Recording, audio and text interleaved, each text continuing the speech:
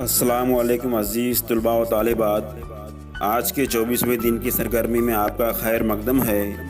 اس سرگرمی میں آپ کی صلاحیت تصورات کو فروغ دینا ہے، جس میں مطالعہ کرنا، غور کرنا اور جواب اخذ کرنا شامل ہے۔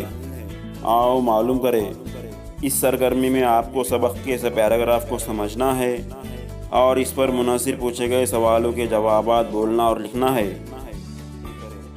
ڈاکٹر ذاکر حسین صاحب کی چند تصاویر۔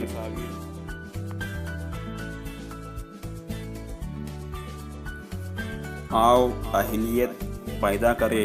یہاں پر آپ کو سبق کا ایک پیراگراف دیا گیا ہے، جسے غور سے سننا ہے کہ ڈاکٹر ذاکر صاحب کی صحت ایک زمانے سے خراب تھی۔ علی گڑھ مسلم یونیورسٹی میں کاموں کا بوجھ بڑھا تو ان کی صحت تیزی سے گرنے لگی۔ آخر 1952 میں انہوں نے علی گڑھ مسلم یونیورسٹی سے استعفیٰ دے دیا اور اپنے گھر جامع نگر دہلی چلے آئے۔ کچھ عرصے بعد پنڈت جواہر لال نہرو کے اصرار پر انہیں بہار کا گورنر مقرر کیا گیا۔ اس ذمہ داری کو بھی ڈاکٹر ذاکر صاحب نے بڑی خوبی سے نبھایا۔ 1962 میں انہیں نائب صدر جمہوریہ بنا دیا گیا۔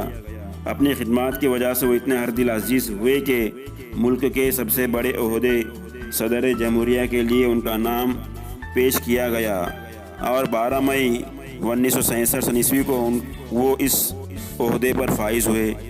اصل بات یہ ہے کہ جو شخص خلوص، محبت، لگن اور دیانتداری کے ساتھ عوام کی خدمات کرتا ہے، اسے زندگی میں ضرور کامیابی حاصل ہوتی ہے۔ مصروفیات کی وجہ سے ڈاکٹر ذاکر حسین صاحب اپنے گھر کی طرف کمی توجہ دے پاتے، مگر ان کے گھر کی ہر چیز سے ان کا اعلیٰ ذوق جھلکتا تھا۔ ذاکر صاحب کو باغبانی کا بڑا شوق تھا۔ انہوں نے مختلف قسم کے پیڑ پودے اپنے باغ میں لگائے تھے۔ خاص طور پر طرح طرح کے گلابوں کی کیاریوں سے ان کا باغ سجا رہتا تھا۔ ان کا گھر دنیا بھر کی مشہور تصویروں سے بھرا ہوا تھا۔ وہ ان تصویروں کی نقلیں بچوں اور دوستوں میں تقسیم کرتے تھے۔ پتھر جمع کرنا ذاکر صاحب کا ایک اور مشغلہ تھا۔ انہوں نے عجیب قسم کے پتھر جمع کیے تھے کہ دیکھنے والا دنگ رہ جائے۔ انہیں طرح طرح کے چرند و پرند بھی پالنے کا شوق تھا۔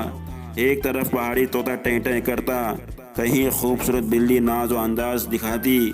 مرغیاں سب ایک رنگ اور ایک نسل کی سفید ایسی خوبصورت بکریاں تھیں۔ آؤ مشق کریں۔ ہندوستان کے 5 صدر جمہوریہ کی تصویریں اپنی بیاض میں چسپاں کیجیے اور کسی ایک صدر جمہوریہ کے بارے میں 8 سطریں لکھیے، یعنی 8 لائن آپ کو نوٹ بک میں لکھنا ہے۔ List of all presidents of India. آؤ تخیلاتی بنے۔ اسکول کی لائبریری یا انٹرنیٹ سے ذاکر صاحب کی کہانیوں کی کتاب ابو خان کی بکری حاصل کر کے پڑھیے۔